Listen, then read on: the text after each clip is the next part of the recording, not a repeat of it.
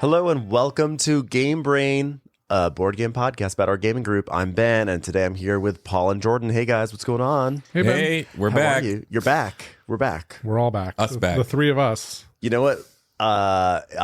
We were not able to record an episode since about 4 weeks ago, and I'm glad. I'm glad that we didn't record because in that time, our podcast was actually nominated for the Golden Geek Award for Best Podcast. Last time we were saying, could you please vote for us? That way we get, a nomination. And now we've been nominated and the voting is most likely closed. And I'm just so proud that we elected not to even do a single episode during the voting time when we could have actually rallied troops and maybe gotten ourselves a win. Well, I actually pat ourselves on the back because it just shows like It's integrity. rather than pander to here's all all the stars that we know that play board games. Driving around LA, you see all the billboards. That's the right. FYC We don't need an billboards FYC campaign. for board game barrage. And We you know really what? want this to be a fair, Yeah. Most people usually if they're up for an award, people campaign, but we said no. Not only are we not going to campaign, we're not going to release content. like exactly. Right. Like we want to make sure people forget we're here. it's not even that. It's like if you already like us, this is not the time to win you over. Yeah. This is and if we so here we You are. like us or you don't. Yeah, That's right. We're not going to pander. So on the off chance that I think the winners will be announced like Monday or something like that, okay. right? Right. I think it's like goes to like May 2nd or 3rd, or I don't know, but if we do win, thank you so much. But most realistically, we know we didn't. Yeah. We know we didn't. That's okay. It's an honor to be nominated year after year after year after It year. actually is an honor. It really is. I'm not sure. This podcast has changed a lot, so I don't know if people are like, I like the way the structure of the old way versus the new way. So it is cool that people still. support us. I always quote Sandra Oh in situations like this. Like, it's an honor just to be Asian. There you go. There you go. We should note that you are Asian because people may not actually know that. That's right. I'm Paul Satachet. I hadn't heard that Asian. quote before. That's funny. To know how much of an honor it is to be nominated, we have to figure out how many podcasts are on that list that aren't nominated. All of them are. There's a ton. That's what I'm wondering. Well, look, as much as we're like, oh my God, we're always nominated year after year, the truth is, before even Game Brain came along, I was a huge fan and continue to be a huge fan of Blue Peg, Pink Peg. They've been around for like 10 or 11 or 12 years, and as much as we get nominated, they've been nominated even more, and they are definitely at Susan Lucci status. So I almost hope that they win. They're the Martin Scorsese of Yeah, they're like they're Susan eventually won and Martin won, but there was someone who never won who had just like a crazy high number of nominations, Oscar noms. Well, that person, if they had won, we'd remember who they are. Yeah. Awards give you value. Like, we're the inverse of Meryl Streep Yes. of board game podcasts. Maybe we're like the Amy Adams. Amy Adams, Glenn Close, Glenn Close is a good one. What's his name? The guy Denzel Anthony Washington as well. Denzel Washington's one though. Yeah. Oh, it says here. Didn't he I just Malcolm googled X? most snubbed Oscar actors, and he was number He 3. was just snubbed for a Tony 2 days ago. Okay. Oh. I didn't even know he was. Yeah, he's in Othello with Jake Gyllenhaal right now. Oh, that's right. $1,000 ticket. Nominations. Wow. $1,000 ticket. Yeah, that's probably why they got no nominations. So It was on. Iago, more like Iagno. Whoa. Othello, more like Othello. Oh. Shakespeare, more like Shakespeare's my Tony nomination. There we go. Like, just stretch it. Yeah. You're the Eminem. It's really the art. third one that's art. Yeah. Yeah, that's where we. Okay, guys. First of all, today we are going to review the board game Asian Tigers. Asian Tigers.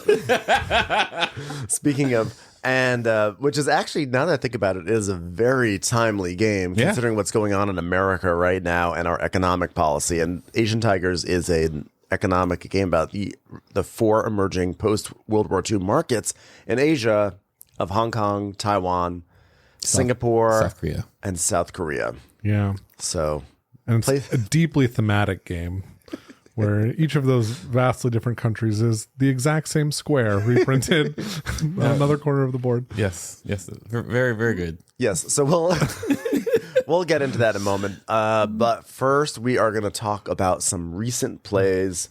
Jordan, I feel like you definitely played a game that is new and fresh, and I'd like to hear about it. Yes, I've played Elder Scrolls, which has a subtitle, I don't remember what the subtitle is, The Second Era or something like that, from Chip Theory Games. This is a sequel in many ways to Too Many Bones. It is a cooperative game wherein you are building up a character by taking different skill dice, which you'll get to roll to do cool actions.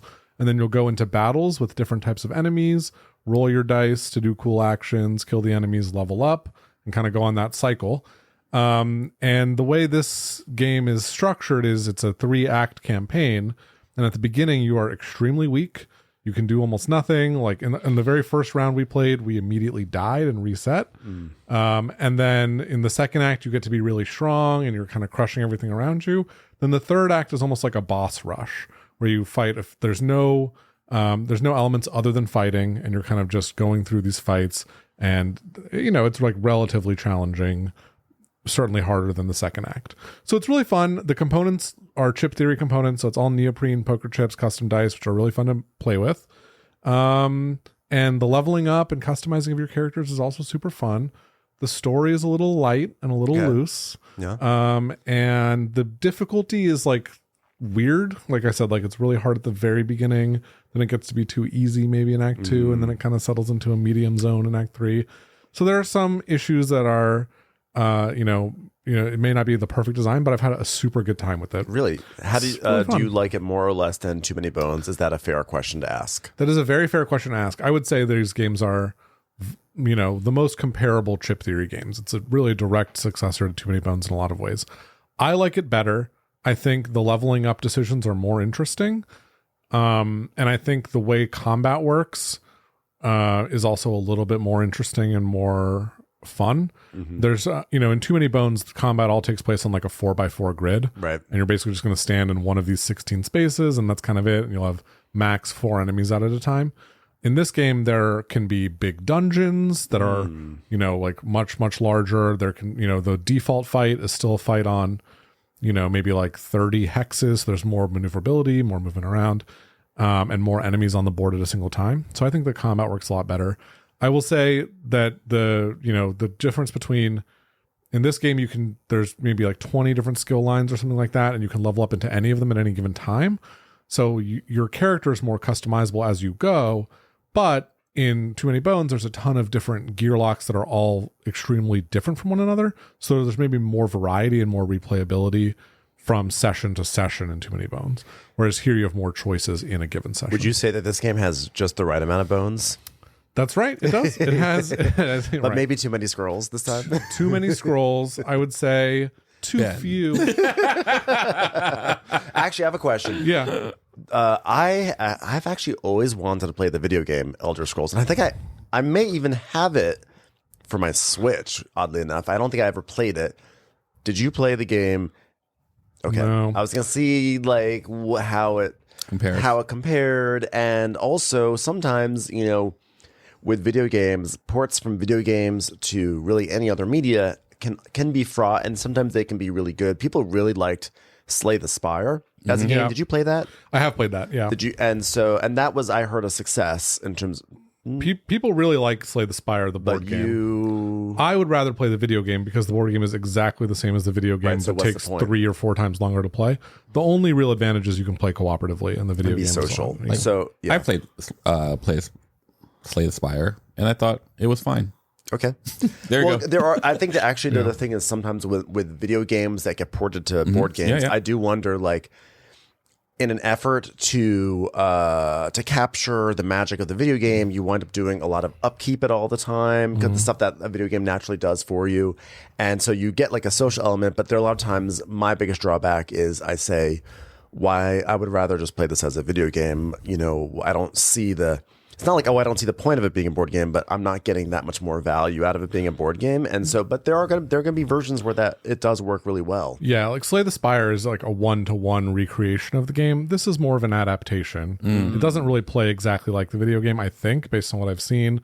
Because the video game is like first person, real time combat. This is like turn based, so it's really more of a theme than it is like a direct. Yeah. I will say if you've played the video game, I think you might get a little more out of the story parts. Sure. There's like an evil villain called Deslandra, and you fight her, a different version of her, at the end of every campaign, I think. And I have no idea who that is. And I feel like if I played the video game and did know who that was, Actually, maybe it's good because maybe there's a whole world of people out there who are like, God, she's the worst. But you're like, I'm just going to judge her based on what I know about her in this instance. And I think she's not so bad. You actually get to know who she is as a person. That's right. Which I think is actually, I think we all deserve that.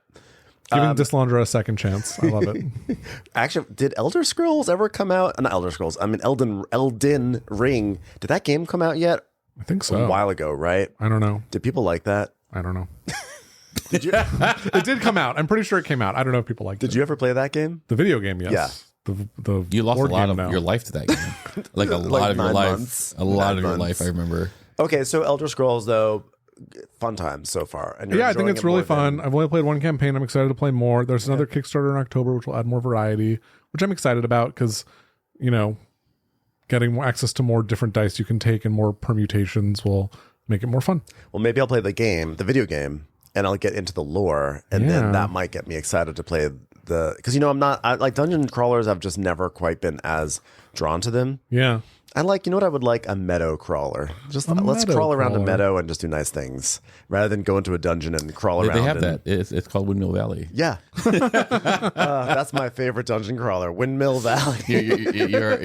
your meadow crawler. No, for real though, given that I don't always love those games, I shouldn't say love, but I'm not always drawn to them.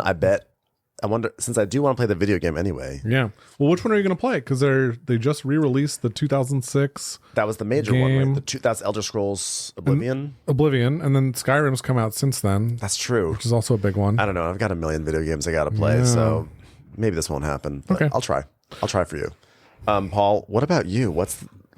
I know you played some cool games because I think I played almost all of them with you. 100%. I played a few games. One of my favorite games, probably, I'm all about the social, right? Yeah. And so there are two types of socials that I enjoy. Social deduction, there's something like Watchtower or like Blood on the something.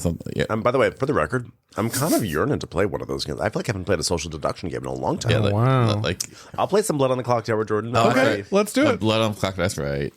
And there's the other type of get into your brain head, like Wavelength would be, And so we played a game called Ito, ITO, and it has basically blended Wavelength with the mind, if people remember the mind.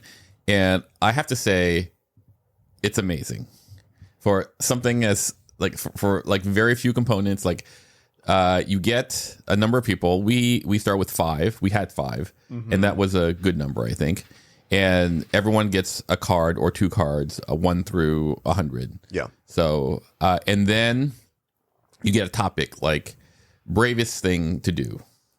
And now you have to play face down where you think everyone puts their card. And when they put that card down, they say crossing the street, right, or fighting a dragon or whatever. And then magically between all 5 or whatever number of you, you're going to try to make sure that the sequence is lowest to highest.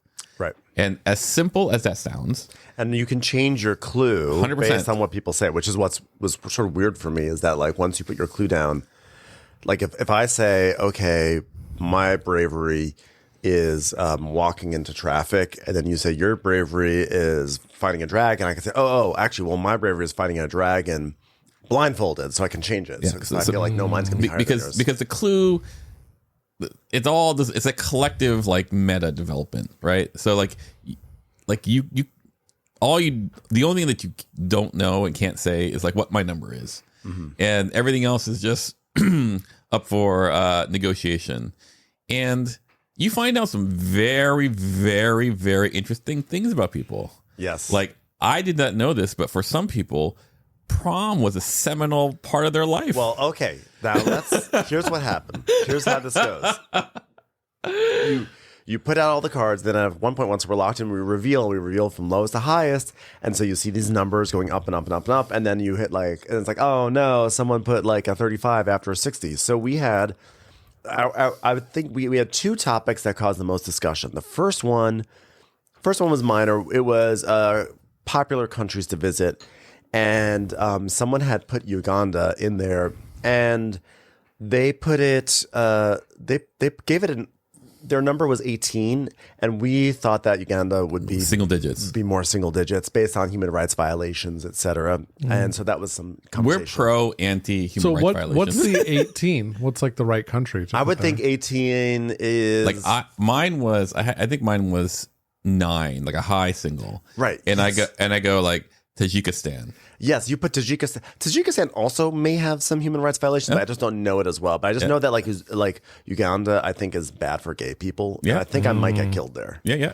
So that's why for me it's automatically single digits.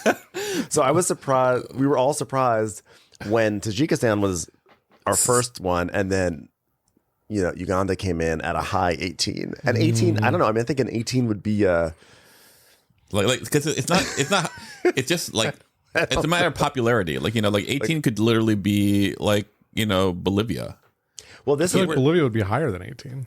I think, and here's the game. Well, okay. I mean, actually, what's interesting too that's is what I'm saying. What's popular hard. Well, what's interesting about the game is what's popular. Are we talking about popular in terms of what I think, or popular in terms of I'm just gauging what the group might think? And I think is it the group, or is it even just like sort of like society at large, what do I think would be? Yeah. And you're trying to gauge where everyone's at. And so like I think Bolivia feels like it could be an 18. Yeah, it's fine. Like but might be a little higher. But there can be some massive disagreement. So here's where it got It's 1 to 100, right? 1 to 100. 1 to 100. Yeah. So here's where it got really spicy. But wait, before that. So what would be 100 for you? What would be the top? The top country I'd want to go to? Not what you want to go to. Popular. France. Yeah, see? That was number 1. We did that number 1. So like there are things where you go like, oh, duh. And then there are things that are like, Yeah, it's the middle ones that are hard. Although what was funny about Uganda was that Uganda we really thought was going to be, like, I think we all thought it was just going to be single digits. And edge cases are hard. Yes, anyway. and we say this with all respect to people from Uganda who are probably like, excuse you. Yeah, totally. But where things got really spicy was our final topic was life events. Important life events. Okay. So you know nothing of this, right? I know nothing. Okay, so this is good. Important life This is what events. you said about prom. Okay. That's Okay. So what happens is when you play the game, you wind up actually having you sort of graduate up to having two cards. You don't just have one. So there's just a larger spectrum. So I put mine out, and I believe mine. I mean, I changed mine a bunch, A lot. but mine was initially mine was going to the junior prom. Junior prom. And another one was winning National a regional championship. Like a sporting regional championship? Yeah, like a sporting regional championship. And then as one does. David put down going to the senior prom. He had to say senior prom because I said junior prom. He said going to the senior prom. His other one was It didn't matter. It was something. It was in noise. it was no getting married. His was no. Mine was getting. Yours was getting married. It doesn't matter. But his didn't matter. Tim said something along. Well, initially his was getting up out of bed, but then he changes to the first time you get to stay home alone without your parents. And his other one, also the noise. I forget. Yeah. But it was like no controversy. And so I had to pick some things. And Paul yours was getting married, going to prom. No, Dave, no. Going to prom with someone hot, and getting married. So at this point, I think I adjusted. The regional championship was messing people up. People were thinking it was actually more important than I wanted it to be. So I changed it to you had your dream job, but you got let go. But you just got you just nailed like an interview for a new job, and you got it. Okay. So then we start yeah, okay. We start flipping over. But before we tell you, wait, no. I think I would like to hear what Jordan would rate. I just want to say okay. Before we reveal, like, where do you think 1 through 100 prom with a hot person, and marriage, and also I would like not to marriage. say, I'm sorry, wedding. Also, before we revealed, I made a big proclamation to the table a few times. I said, So it seems like the cards on this side of the spectrum are milestones, and the cards on this side are just like moments. That's what I said. Okay, but which cards were on which sides? Doesn't matter. You just go. You're saying which is bigger? I think the wedding is more important. No, but like, what? Give us the number. Yeah, We'll give a number on each of those. Rank all these things that you rank. Oh my god. Okay. or in order. Wedding. I'm gonna say like 90 probably. Because I'm guessing someone. I'm guessing having a kid is higher. Like love it. 90 is a something great might number. be higher. Prom. There's 3 different proms. They're all about the same to me. I feel like Great. Well, what'd you say? 20.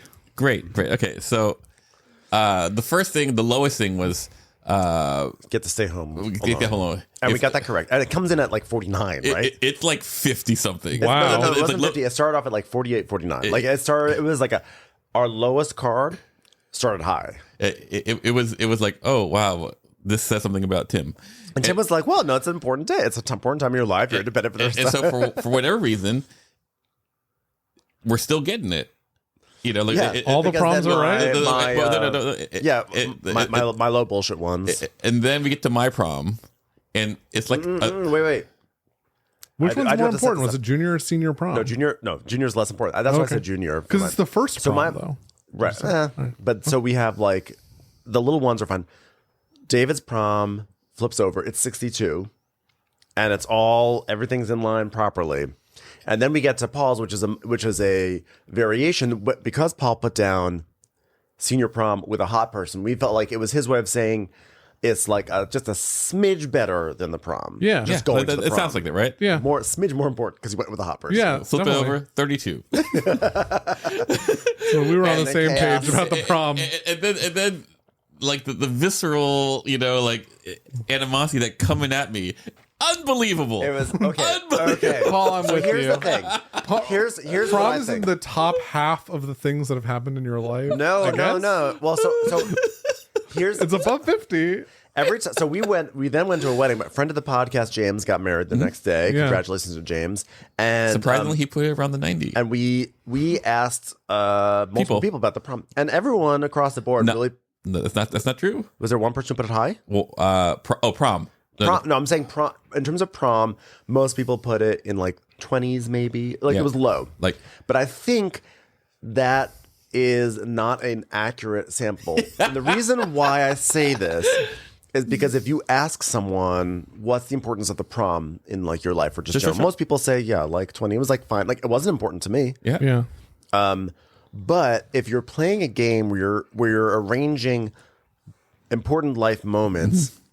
And the meta of the table is already like wedding. There's already a prom that's out there. The implication is that like prom in the context of this vibe that we're putting out here, prom is going to be high because it may not be an important to us, but culturally there's so much that goes into the prom. Like there's so much pageantry and there's so much attention. There's movies about it. There's this and that. So like at the moment that you experience the prom, it might feel very, very important. It may not be as important in the context of life, but it still counts as like one of those things in life that has stuff. And so that's like the mentality that I think a lot of us brought to like arranging these events of like, these are kind of like significant events that get like attention in our culture.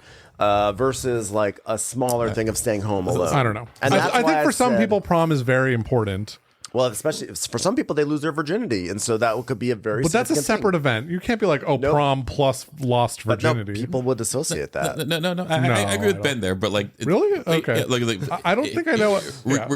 Regardless, in this particular case, I failed because the table obviously had a vibe, and I did not read that vibe, which is fine. Objectively, come on. Yeah. I would have been right there with you. If you ask someone at a party, they're going to be like, "Well, prom wouldn't be hot." But I feel like if you're sitting there and you're like putting cards together, and someone says prom, if someone says prom, you're not automatically thinking, "Oh, they've got a 20." I don't think so. I think. I immediately would have thought they had a 20. That's what I'm saying. I actually don't. I think what I'm struggling with is I don't understand the difference between the contexts. The reason people why around a table, or they're playing this game, but wouldn't they have the same opinion? I think that you're going to answer questions differently if you're being conversational than you are if you're playing a game and there's cards going down. I think that like if someone is planning to express a 20, they're going to go with something that doesn't have any sort of cultural underpinnings to it. Okay. Like the prom comes.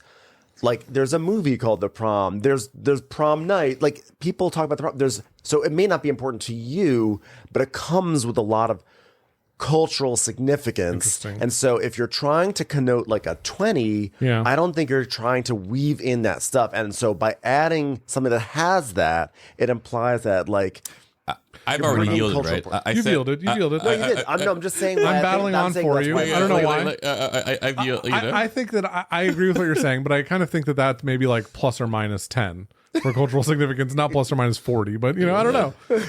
But honestly, you guys, should we just play this game instead of recording the rest of the podcast? There will be an cards out. This isn't the real problem yet. The real problem comes at marriage. Yes, that's right. What happened with marriage? This is the T-Rex in Jurassic Park, but now we're getting the Velociraptor. Oh, okay.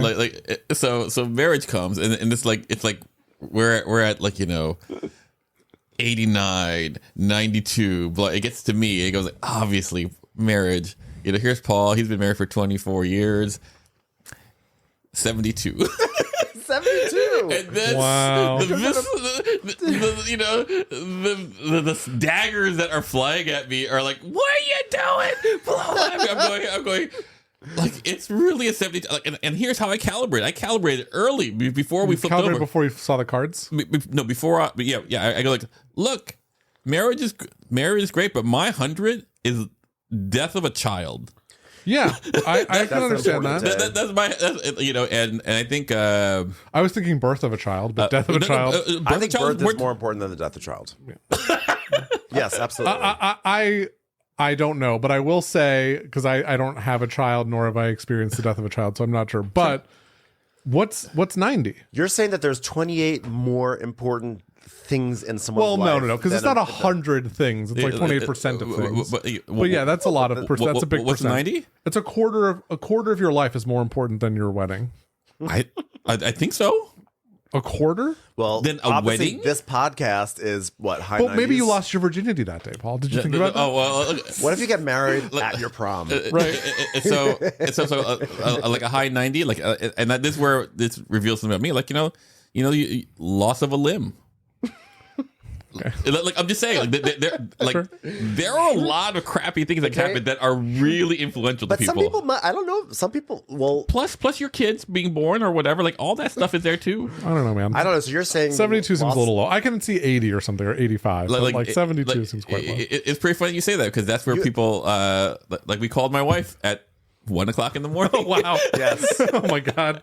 And she was like, I don't know. 81, 80, and everyone goes, you see, Paul?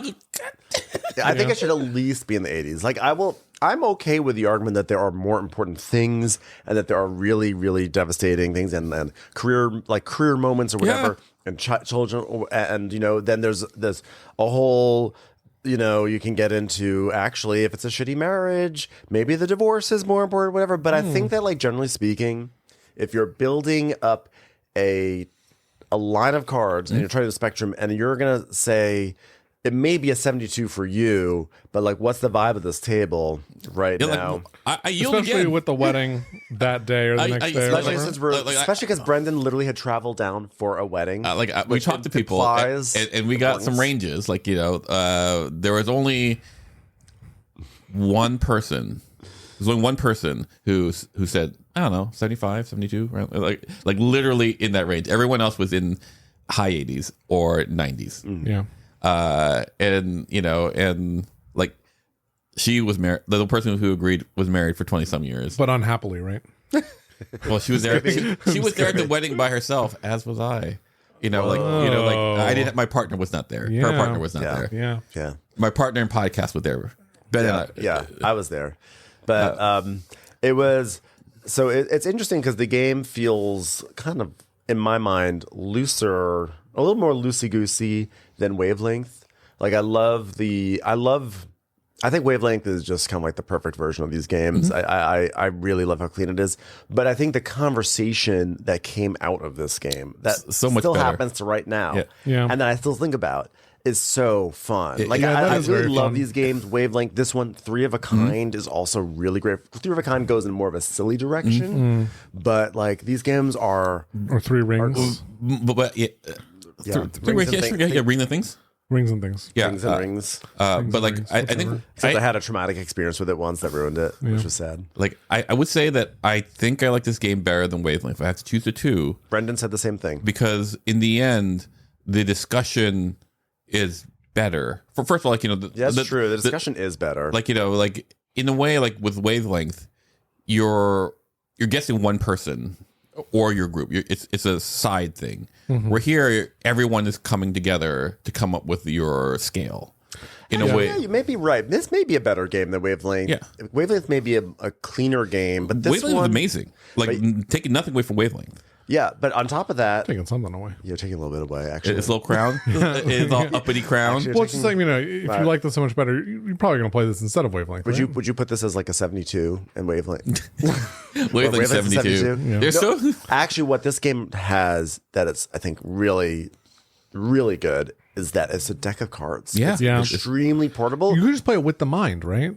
Or do you need the topic cards? you need top cards. You need Okay. no, you do. You could take might be able to take the cards from Wavelength, the spectrums from Wavelength, and take And the then- cards from the mind and put them together. yeah. But I think that like was there one spectrum that was kind of like stupid that think- were like, this one's not as good. I mean, But- yeah, but like It was really yeah, I think the portability of it means you could sort of take it anywhere, and you Yeah. could also bring in lots of people, and it's easier. Wavelength is hard to explain to newbies for some reason. It's like, okay, Because the points are what make not it even. hard. It's like, It's okay, where you do gotta you put like, the you're gonna knob? see where this is, and then you've got to like come up with a word that tells us where to point on the thing, and they're like, what, huh?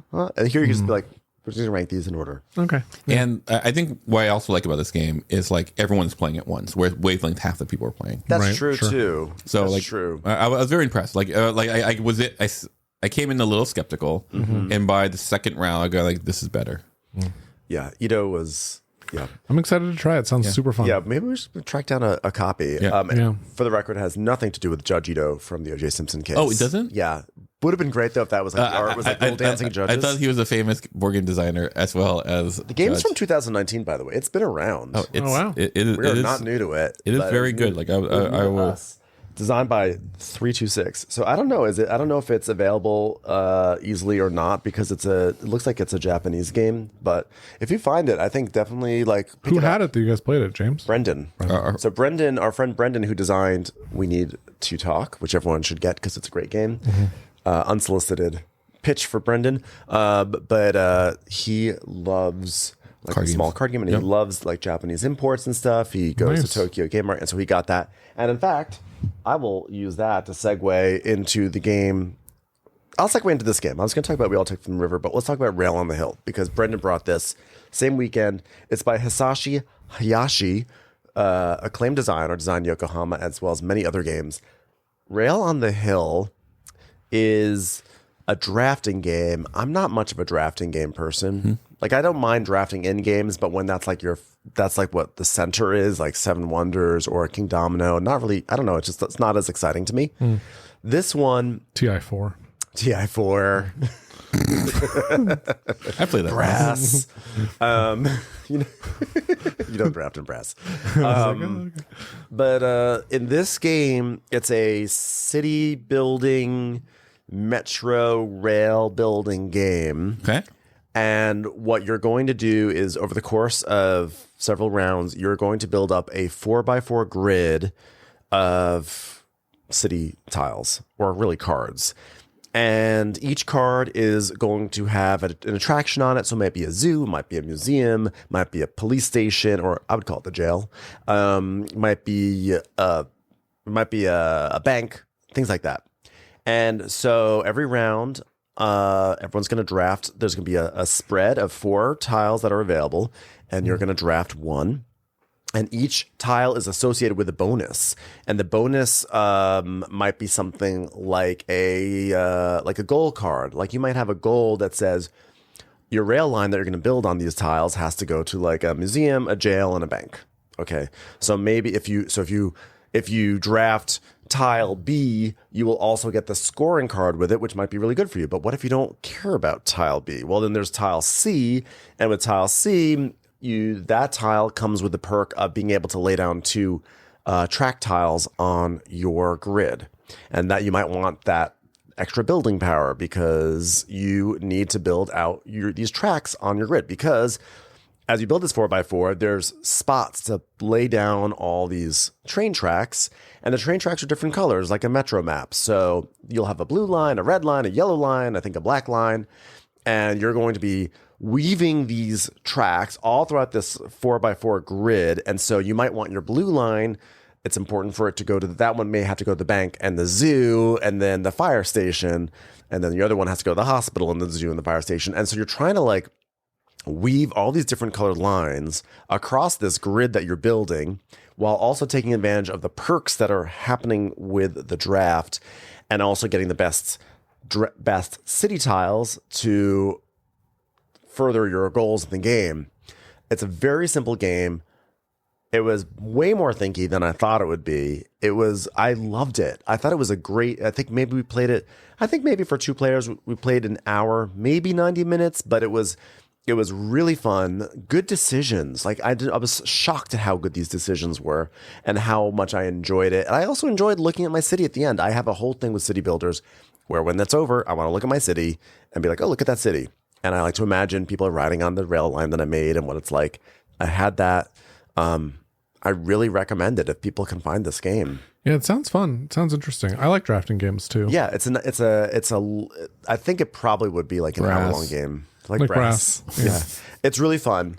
Yeah. I think if people are looking for a good 1 hour to 90-minute game that comes in a small box, because it's just like some cards, it's a real delight. So this may not be at all comparable, but does it compare in any way to Isle of Skye? Where you're kind of building your little grid? No? Okay. Not quite. I mean, you could make an argument that, like, yes, you are building a little tableau in front of you, a map in front of you, and there are scoring conditions, but not quite. Is it heavier than Isle of Skye? That's the only game I thought of. It might be in the same space as Isle of Skye in terms of heaviness. You know, Isle of Skye, which I haven't played in forever, and I really need to play it again. Yeah, it's so good. It's a great game. Yeah. It's so good. That auction in Isle of Skye is so wonderful. But it might be, I think, probably the same heaviness. Okay, I'm excited to try it. That sounds fun. I think it's really fun. It'd be cool if it gets brought stateside, and if it does, I would love like a little bit of a zhuzh on the components that I love. Maglev Metro, the way that game you put these like plexiglass tiles down and the lines overlap and it looks like a real subway map. If they could plastic, right? Is it plexiglass? Yeah. I don't know. Fine crystal. Fancy. It's like, don't you love those fine crystal pieces? Whatever it is, it's just like it's cool. sapphire. Right. It just really looks like subway lines. It'd be cool if they could do that. But I really, really enjoyed that one. Sounds fun. Quite a bit. Cool. What else have you played? Oh, Jordan, I know what you played, and please tell me about it. Founders of Gloomhaven? Yes. I've played Founders of Gloomhaven. This is a game you and I talked about playing together a long time ago as a city builder. Yeah. When we were doing our revisiting games that aren't that great or aren't publicly received as that great. Flawed, but may have some but may have some like real game there that it's being overlooked because they're flawed. Right. Yeah. We did not have an incredible time playing this game. I don't know. It's an interesting game. It's a lot like Great Zimbabwe, but it's more complicated, longer, and less interesting. I don't know. But like the idea behind this game is that you start with 2 or 3 in a 2-player game resources that are yours, and other players have resources that are theirs, and you're kind of racing to combine these resources in order to be the owner of the next higher tier of resource. And eventually at the top tier, which is tier 3 of resources that are combined all the way up, you deliver those to these certain buildings to score points. And when 6 buildings have all the different things they require, in them and have been built completely, the game ends. And so, there's some interesting mechanics here. There's kind of a strange Concordia vibe where, like, the main mechanism of the game is you're playing cards, then you take them back. When you take them back, there's an auction for which of those big game-ending buildings is going to come into play out of 3. And that's a cool idea, but in practice it ends up being a lot of rules for something that's not that interesting. There's a lot the of prom of Gloomhaven. It's the prom of Gloomhaven for sure. Definitely. Not even, it's the junior prom of Gloomhaven. It's not even a regional championship. Right, exactly. The other thing about it that I found kind of annoying is like when you get to the secondary and third level of resources, they pay out to the underlying resources, and they pay out different amounts. And if you're playing with less than 4 players, there's a neutral player who also gets paid out, and they get paid out +1. So you're doing all this annoying math, which is something we'll talk about later. Every time you make a connection, it's like, okay, 2 points for you, 1 point for you, 1 point for you, 2 points to the game. And you're like, okay, whatever. We spent like an hour, and now I got 1 point, you got 2 points. Like, what are we doing here? I remember seeing the playthroughs for it, and I remember being drawn to the city building element, and I loved the idea that like different people sort of control different resources. I always like that in the game. It's like a real economy, a little cut and a horrorish, like a real economy where it's like if you want to build something, you have to work with other people because different people control different things, and you come together and you can build something together that's even bigger, whatever. But I remember seeing that mechanic of like it's like residuals, and how once you get to like the bigger and bigger tiers, it's like this residual goes to this person, but then that one goes down to this person. Like it works all the way. It's like true trickle down economics. Yeah, and I remember thinking, there's so much of this game that looks really cool, but I guarantee that element of it is gonna like probably wear everyone down. Right. It is a pain, and it doesn't feel like you're working with people. It feels like you're racing. Like if I have one ingredient for this resource and you have the other ingredient, we're just racing to build it first so that we get the little bonus before the residuals trickle out. And you're like racing for small margins. I don't know. Oh, that's a bummer. Yeah. I'm sorry. I was hoping that might be like turn out to be a gem, but no, I would say just play Great Zimbabwe. It's really good. Love it. Yeah. What about you, Paul? What else? I'm going to talk about 2 games. One will be really short, and the other one will be really, really long. Really, really long. It'll be the marriage of Right. One is called Mr. Pai Pai, and so in this game it's a dexterity game and a visual acuity game. Yes. So what you do, imagine a bunch of cards, but the cards, some are singletons and some are actually glued to each other. Like, and so they look like, imagine if you shuffle up a bunch of cards and some of them are glued together. And the goal of the game is just to pick out a singleton. And if you grab one that's glued to something else, you just reshuffle and the next person goes. There are... I don't understand. Here. Like physically glued? Yeah, physically glued. Okay. All right. And so in this way, you just keep on Brendan playing. made me a copy. I'm going to show Jordan. We should take a picture as well. You spread them all out on the table? Yep. Oh, okay. So yeah, Jordan, pick one up. Pick one up with your toe. all right. I just threw them on the floor. Okay, here we go. Here we go. With your toe, Jordan. You can do it. Everyone. Oh, they're glued. And so, like, I was playing with Tim, and I think we were both tired. What a game! Tim had a long day. Yeah. I had a long day, and we're playing, and Tim could not find any singletons, and I was finding all of them. I was going, bam, take that, and people were going like, wow, Paul, you're really good at seeing things that aren't glued. It's a special skill. Oh my god! How important was this day in your life? exactly. When you That's a realized 95, this? This is like 101. There you go. I'm like, yes, I found my purpose. It's so silly, and actually, the way Brendan pitches it, because Brendan pulled it out. So I played it a few nights before with him, and I was with Brendan and our friend Daria, and he's like, okay, so the goal of the game is just pick up a card, and if you pick up a card, then you get to keep it. Otherwise, shuffle. And we're like, what do you mean if we pick up a card? We just have to pick up a card. It's like, just pick up a card. So I was like, okay. And I pick up the card, it's glued. You go, oh! It's like a silly, like, it's a fun reveal for people who don't know. So, Yeah. So, just so you're imagining this, all of the cards are white blank cards. Yes, There's yeah, we no actually should say art. that There's part. They're just blank white cards. Yeah. So that got me in a good place to play the next game called Gibberers. Yes. And so we had five people. 5 people. And so in the previous episode, I talked about playing a very, very casual version of this in DC where we just were kind of guessing. Yep. But like this was the first proper real game of it. So we have like we're creating a language. We get a base 18 words, and 4 of them are must.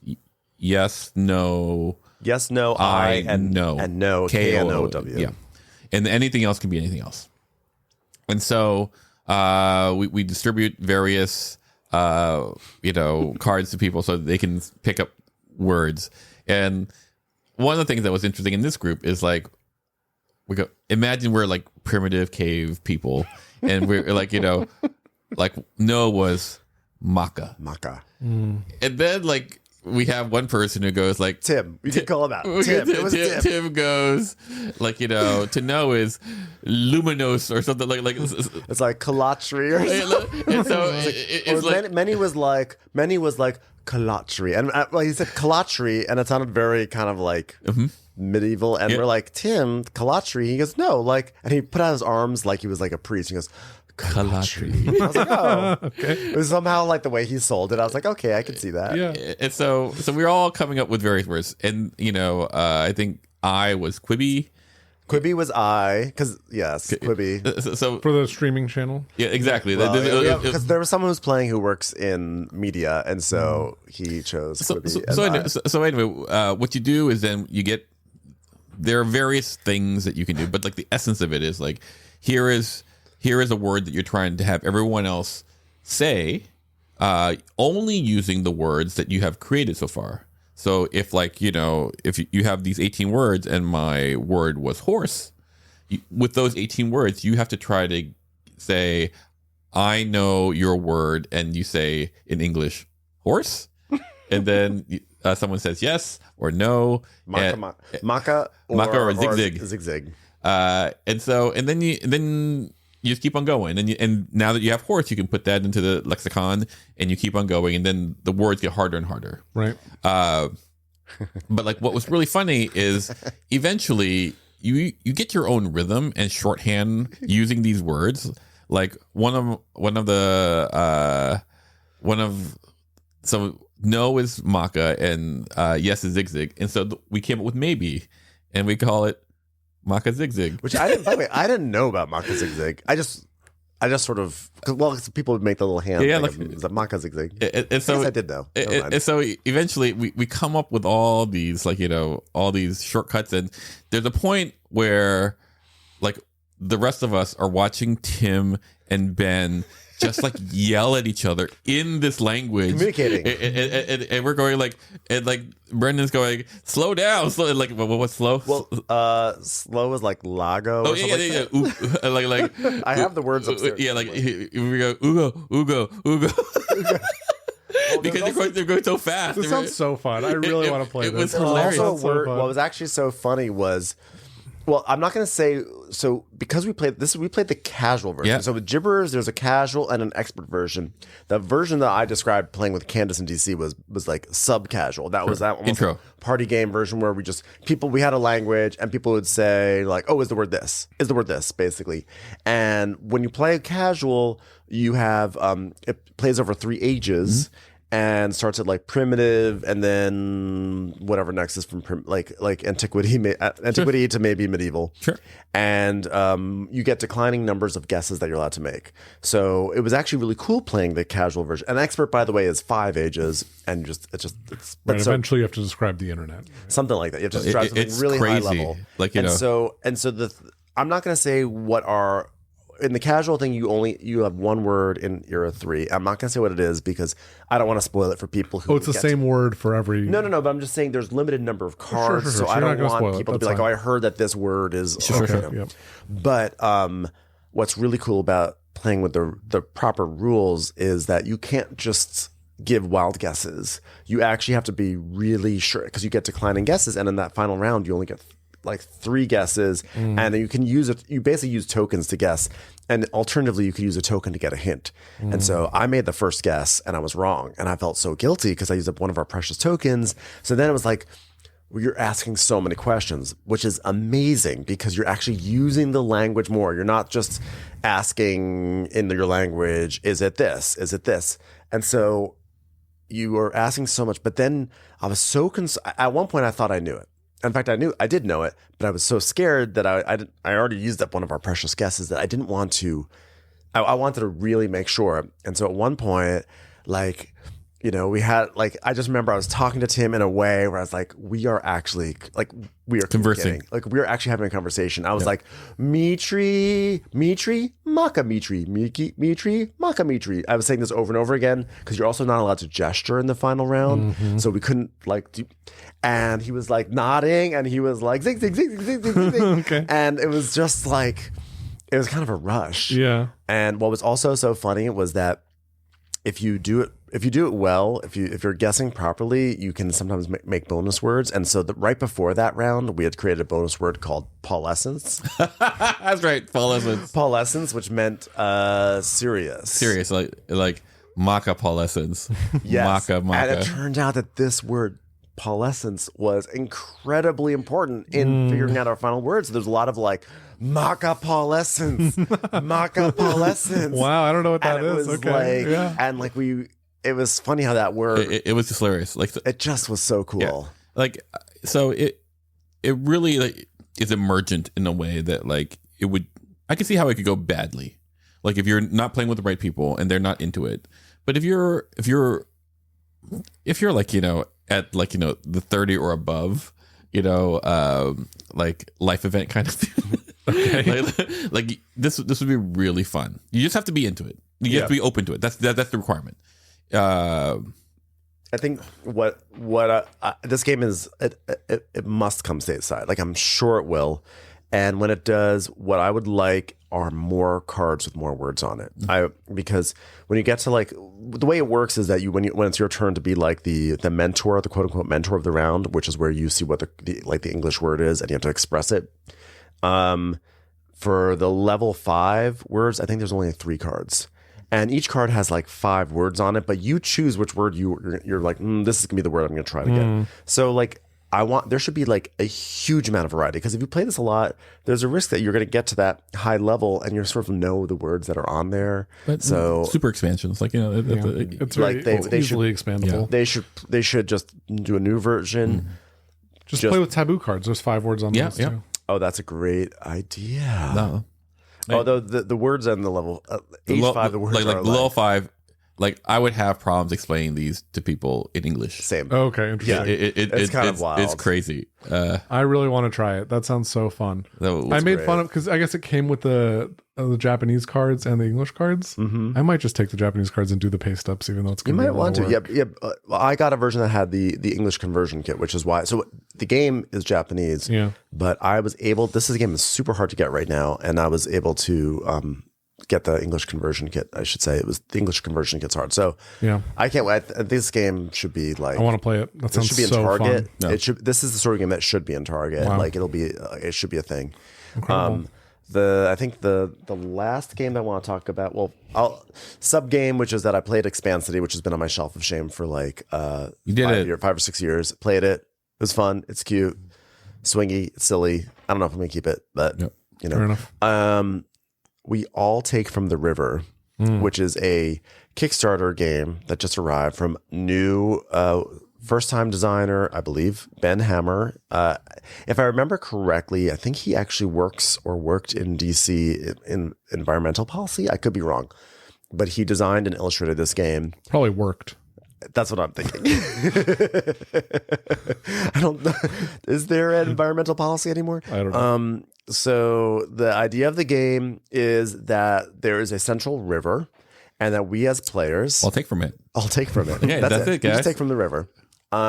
It's the Giving Tree, Kind of. the Giving River. And so we as players, we start like we have these little campers, like little Airstream campers. Yep. That we park somewhere on the river, and then we plunder. We all have secret goals of things that we're trying to do, like maybe hoard gold or hoard fish, or maybe build a city, etc. And so in order to do these things, we basically need lots of natural resources, basically wood, gravel, or fish. Those are our 3 resources. And so we get those resources and we build things out of them. We might build an excavator, buildings are tools. Yeah. So we might build like a sawmill. Yeah. Right. And when you build your sawmill, for the sawmill to work, you're going to use trees, and the trees are like there's trees on the board, sort of Splatter-esque, like Roads and Boatsy, right? Yeah, you're deforesting. That's the thing, is that you're actually deforesting the area. And when you deforest, that's going to have an impact on how the river flows. And if you're taking too many fish, you're going to overfish. And so that's going to impact things. Plus you're adding pollution. And as you run your buildings, pollution winds up in the river and it can threaten the whole thing. It's a very cool idea. Sounds fascinating.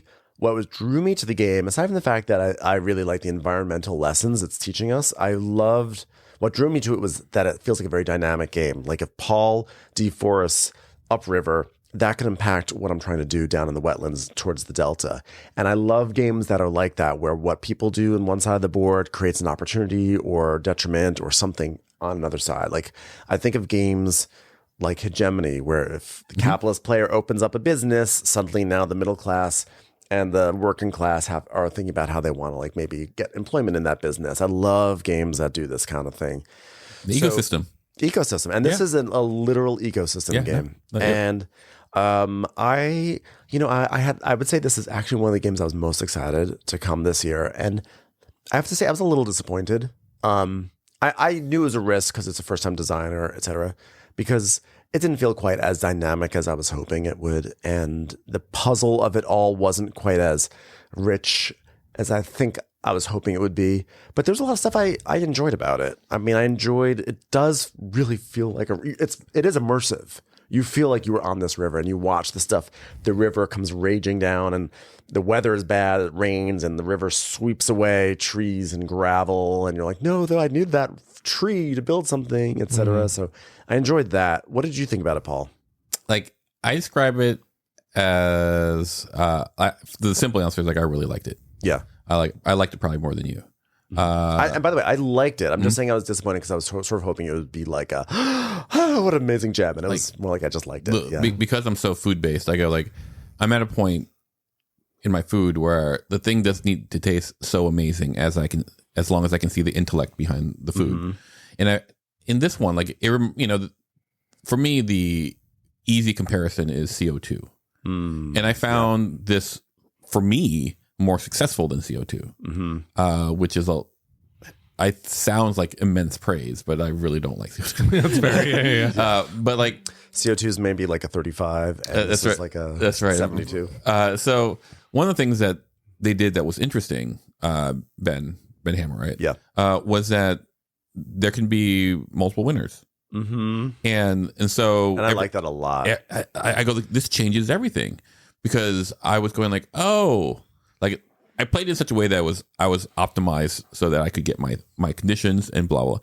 And it turned out that I was 2 rounds ahead of what was necessary. And so what I wound up doing was making it hard for you. You actually did something at the end that prevented me and Matt Corluca from winning as well. And there was actually no need for that. Yeah, because it's not like you win more. Exactly. and I thought that was very interesting. Like, oh, in this ecology game, like the zero sum is not relevant. I could, and there was early in the game too, I made a move that go like, oh, I'm going to stall these guys out. And you're like, why did I do that? It's not important for me. Now it might be different with 5, because apparently I think at 5 it'll be a totally different game. But like at 3, it was this interesting lesson of like, oh, if we all just like are mindful, we can all win. And like I think that's a very important lesson to have in like this type of thought simulation game kind of thing. Whereas like in CO2, what I am infamous for is that, like, if I'm far behind, I go, okay, guys, look, I'm just going to open a factory and it'll just kill the planet. So, like, I need you guys to really help me out right now, or I will do this. Right, and that's actually a problem with your thinking in the exact same way as, like, the TI-4. Not to bring it back, but I'm just saying, like, because if you were playing CO2 thematic, which I have a problem with CO2 too, it's like impossible to win properly. But in any event, if you were to do that and like the world would be destroyed, you would be dead. Sure, what is winning compared to the survival of the world in CO2? Like, and this is the thing where why this game is good, because this game doesn't incentivize the win. The game incentivized me meeting my condition. Like, in fact, like in the fact that we might, like the way I describe it is like we all have like similar and different goals, but like in us trying to get our goals is going to cause, hurt of the river in this case. But like the end goal is not for me to win, whereas the end goal of CO2 is for a person to win. No, I don't understand the distinction you're drawing.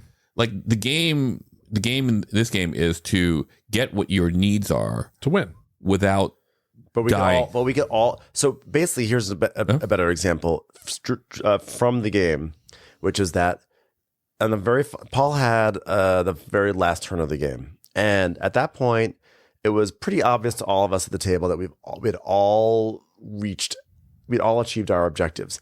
One of the objectives that's out there's basically 5 objectives, and we all have overlapping objectives. And so one of the objectives is that you win if there's no pollution on the board. And so Paul, as his final term, was like, you know what? For my final thing, I can bring in one single pollution. If there was no pollution in the river, he brought in one single pollution. He's like, well, I'll do this because if that's one of their winning conditions, they won't win. So he did that, and then turned out that knocked out me and Matt from winning. So Paul became the sole winner. So you sort of had this feeling like, wow, Paul like won one. But actually, if he had not done that, we would have won. We would have been co-winners. It would not have taken away from his victory. Right. That's interesting. Right. Yeah, but in CO2, there is only one winner. Right. I'm just saying, I think that's the distinction. Yeah. That's definitely what I'm trying to say. But in CO2, it usually comes down to, did we save the planet or not? Right? No, you save the planet and someone wins. I know, but if you save the planet, then someone gets to win. Yeah. Right. But save the planet should be the like anterior condition. And this one you can also, by the way, if there's an estuary at the bottom of the river, and if 3 pollution wind up in the estuary, then we all lose. So there's a little bit of that element too. Right. So like, Paul, by the way, for the record, Paul put a lot of pollution in our river in the beginning, but I cleaned it up. Like I think there's this, like, I think it's like it speaks to zero sum thinking, like, in a way that I go like, oh, I don't like, in a way, like I would say CO2 goes, oh, here's a cautionary tale, like because there are going to be people like me, like, who are going like, if I can't win or I can't do well, then, no one gets anything. Like we see that. What this game shows is that it actually teaches a valuable lesson, which is that we can actually all work well together if we prioritize the right things. There might be a world where we can achieve the things that we want to achieve in our lives and also help our planet. Yeah. And so it's an optimistic game. Sure. Yeah, this one is showing like, there's a way where we can all eat. Yeah. The other way goes like, if one person, if you only look out for yourself, we're all doomed. Right. Unlike, the cost where it goes like, you like, I will kill every single one of my workers, and the only thing that I get is like a slight reprimand at the end of the game going like, look at your thing. Was it worth it? You shouldn't ask me that. I kind of love all these. You don't want that answer. I actually kind of love this subgenre of like the cost, this game and CO2, where it is kind of like it's playing with the idea of like how we treat our world, and not even from like a tree huggery sort of place. I just think it's a fascinating dynamic to bring in, and they all sort of have their own flavor and flaws. But I also want to circle back, like, because I did lead saying that I was disappointed, but there's a lot of stuff I really liked in this game. I think where my disappointment also came from was that this is going to be a game that you have to have some patience with, because the rule book is functional. It's not laid out in a way that is always helpful. So, for instance, we played half the game distributing pollution incorrectly, because at the end of a turn, everything in the river flows down a step, and that includes pollution. But like when pollution flows down, it actually goes into the land in a certain way, and that element is written in the rule book several pages later. So when you're looking at, okay, what happens when things flow down, you don't realize it. So rule books are so important.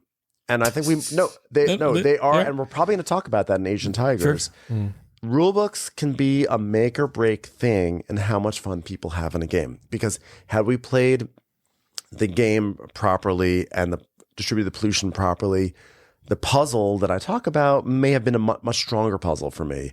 And so it's just important to know these things. So the rule book, you just really be careful with that rule book. And also there is a lot of upkeep every turn because the river flows and you double check the river, like how high the river is. And then if it's flooded, if it's too high, then there might be erosion, but there might not be erosion if it's a wetland. And then there might be erosion of here and there might be this, and then things populate and they might not populate. It's not hard, but it's easy to mess up, if that makes sense. It's just easy to forget certain things.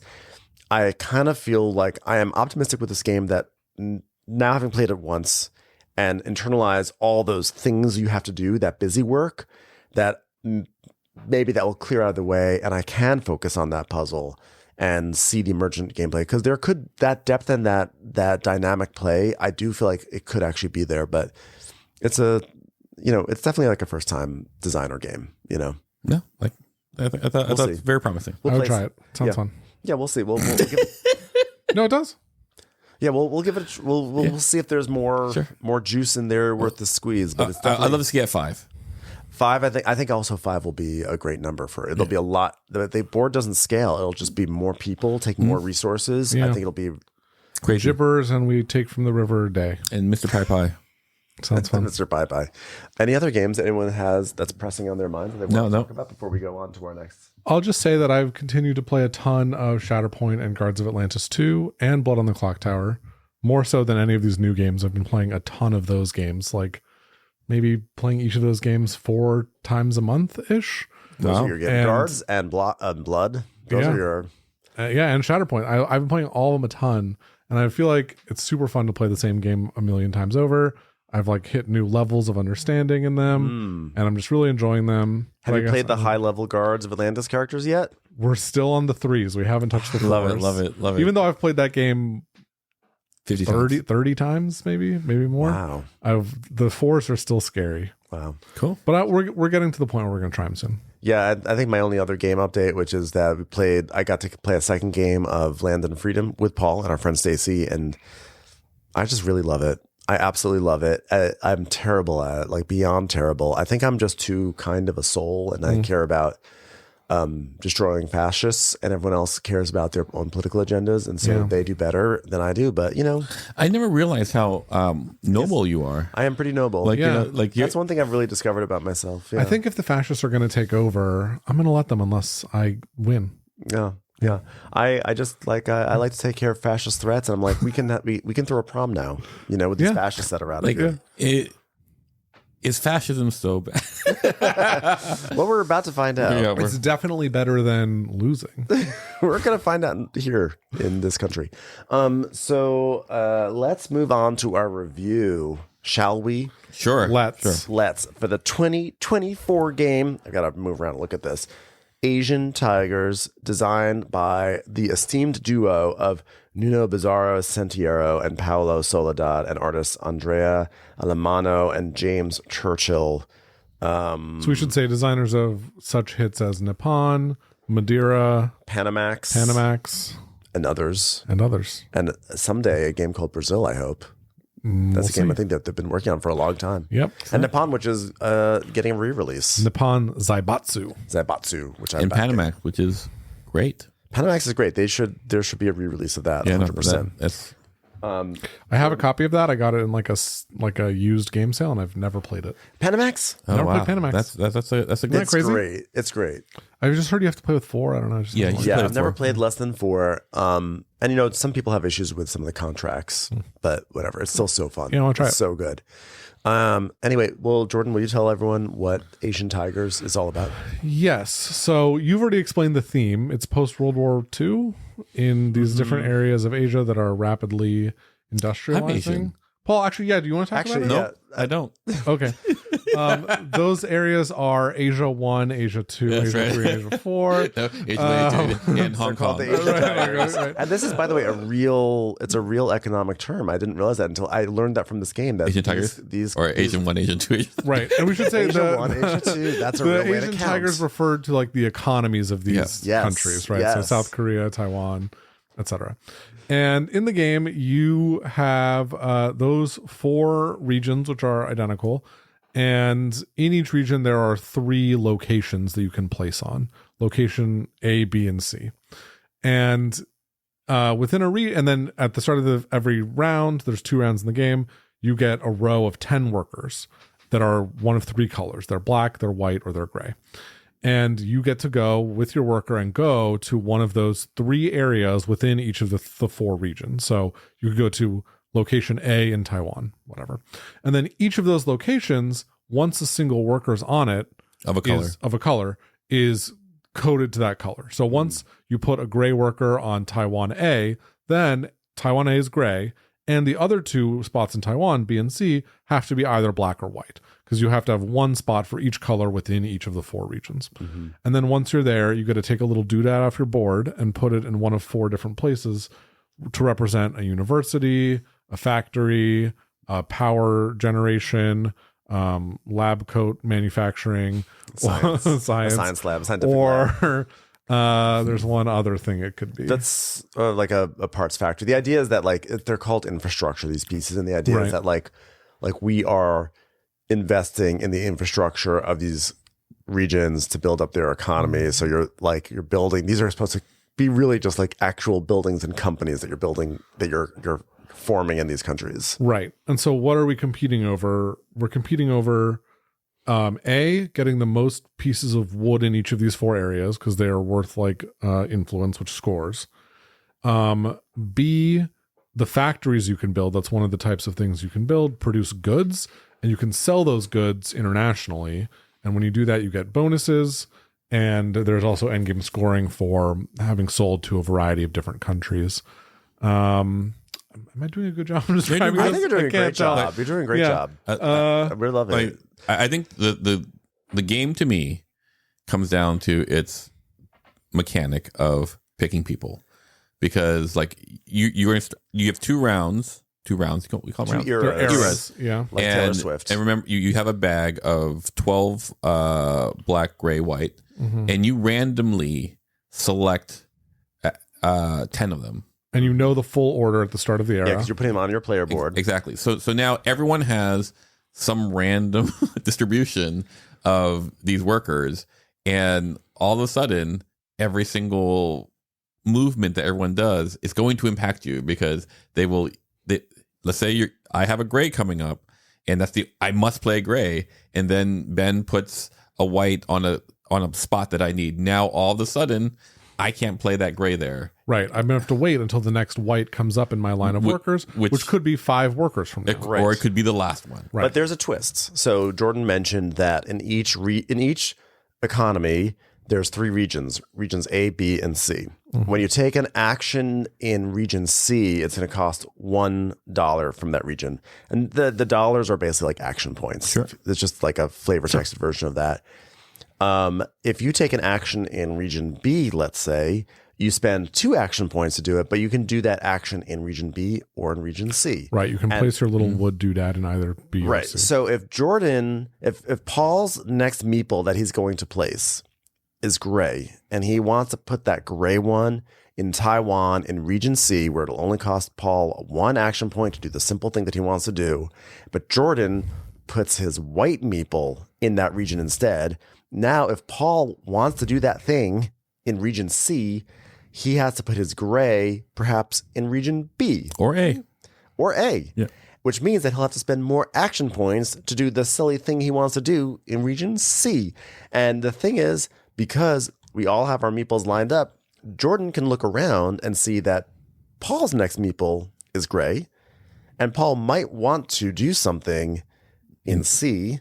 So Jordan says, I'm going to put my... Jordan would never do that, Ben. I don't know what you're talking about. Jordan would never. But that's the whole point, is that like if you look around, you can see what people have coming up, and you can decide kind of where they are going to be able to go and not go. Right. And as an added layer to that, there are 12 workers in your bag, right? You have 4 of each color, but you're going to have 2 missing. So you're going to have fewer workers in a certain color.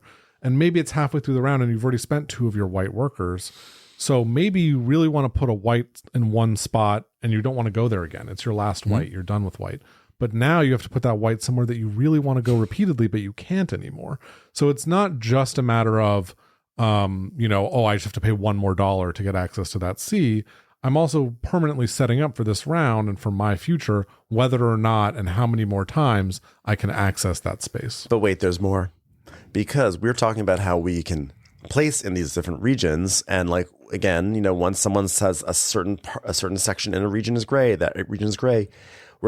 As we are building out these things that Jordan mentioned before, one thing that we're doing is we're building factories. When you build factories, you get goods from that factory. So if you build like a chemical factory, you're going to get 2 chemical goods. So what do you do with these goods? There's a few things you can do, not too many, but one major thing that you do with these goods that you acquire is that you can sell them to other countries. And there are some regions, there's 3 regions in the center of this whole player board where you can sell your goods. It's like region A, region B, region C. And like region A is like, oh, sell it to like United States and Japan, and I forget the third one. But things like that. So if Jordan decides he wants to sell his goods to the United States, for instance, and he puts a black worker in the United States region, now anyone else who wants to sell to the United States or the countries that are in that region has to use a black worker. Right. And so this thing of like assigning colors continues over to the selling of goods. And so this is where it gets really tricky, because let's say Jordan at the top of the round sells something to China with his gray worker. And I want to sell something to China with my gray worker. Well, now I want to sell things to China, but my gray workers are all the way at the end of the round. Or maybe I've already used my gray workers. That's going to massively affect my ability to sell these super important goods. And those goods that you're selling, you're usually building them up over the course of the round. And you want to sell at the end when you can do the most, get the most, bang for your buck with that action.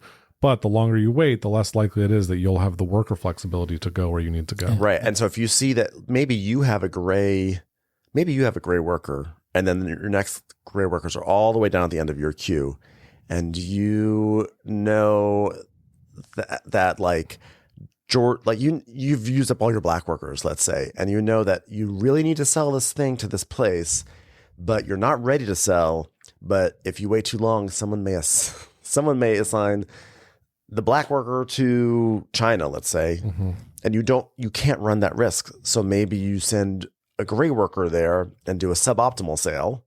So that way you can lock it down as gray. So that way by the end of the round, you can do a big sale with your gray worker. I mean, it sounds... There's a lot of different ways. It may sound crazy, but the point is, hopefully what people are getting from this is like, you're constantly thinking, I only have this worker at this time, and I need to set myself up so that when that worker comes up, I have success. And it's very hard. It's a grueling tactical game because every single choice a person makes can drastically change your plan. Like you have to almost always... No, it's not true. Like sometimes if people aren't in your way, you're fine. You can just move. Yeah. But sometimes they're in your way, and all of a sudden your hands are on your cheek and you're just looking at the board crying. Yep. And what's interesting is that the game is in many ways dead simple. Every turn you're just kind of just putting another piece onto this board. It's just the board just accumulates wood, and that's all you're doing. But like the options of where you can put those pieces of wood and when you can put them and how much it'll cost are sort of in flux. And it's really, really hard. And on top of that, when you're putting these pieces of wood on the board, you're removing them from your player board, and as you remove them from your player board, you're going to unlock bonuses, and those bonuses are going to power you to success. And like figuring out which bonus to do when is also a big part of the game. Yeah, the sequencing of those bonuses can be important. Yeah. So how do you feel about these mechanics? Like these sort of, I think the 3 main mechanics are the color-coded destinations, your queue of color-coded meeples, and using and having the bonuses on your player board. What do you think, Paul? How do you feel about these mechanics? I think I really love the meeple mechanic to the point where that alone is enough for me to play the game again. I think it all works well. I think there's something about the game that makes me go like, it could be better. I think we talk about sometimes about the drabness of the artwork. There's also some fiddly rules aspects that like, if we're trying to do like an area control situation, you're always having to recalculate that we don't track quite as well as we could. So maybe let's put a pause in the mechanics discussion and talk about presentation real quickly. Sure. Because I think because you're segueing into it, and I don't want to forget. Do we want to finish mechanics though, and then we're going to come back to mechanics. We're going to put a pause in it. We're going to put a pause because we're organized. Sure. And not very organized at all. But You take from the river. The drabness, the presentation. First of all, one thing with this game is that there was controversy because the box art features AI art, and it was a whole big thing on BGG. And the designers said they didn't realize, and it was a whole thing. You can look it up, and you can decide how you morally feel about that. Because some people might not even buy the game because there's AI art on the cover. But the board itself is very washed out, muted. It's pieced together like janky puzzle pieces. Yeah, they don't fit well together. Yeah, parts of the puzzle piece rise up like there's like a tectonic plate. Right. The whole thing about the game is that there's these 4 regions that are exactly the same except they have different names, but certain effects refer to each of them. So you'd think they'd give them each a nice bright color. Oh, that's blue. Oh, that's red. No, they all look like they're the exact same color. I'm like, is that blue or green or yellow? Yeah. I don't know.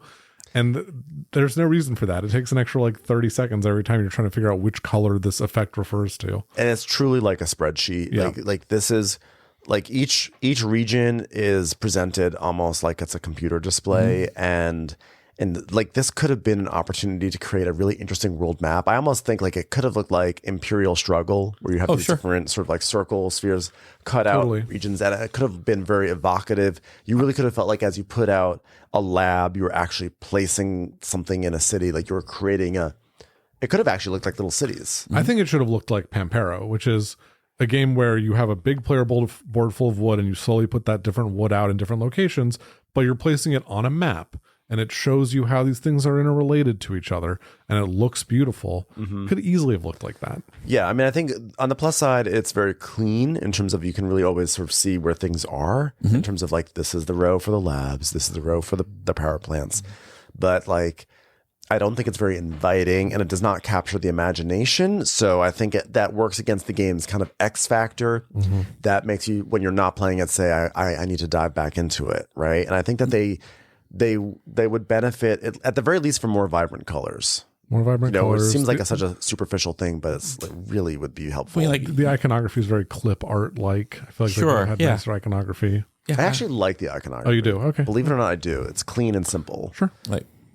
But for all of it, it comes down to accessibility, right? Right. Because like the mechanic itself is really, I think it captures my imagination, but I'm having a hard time interfacing with it.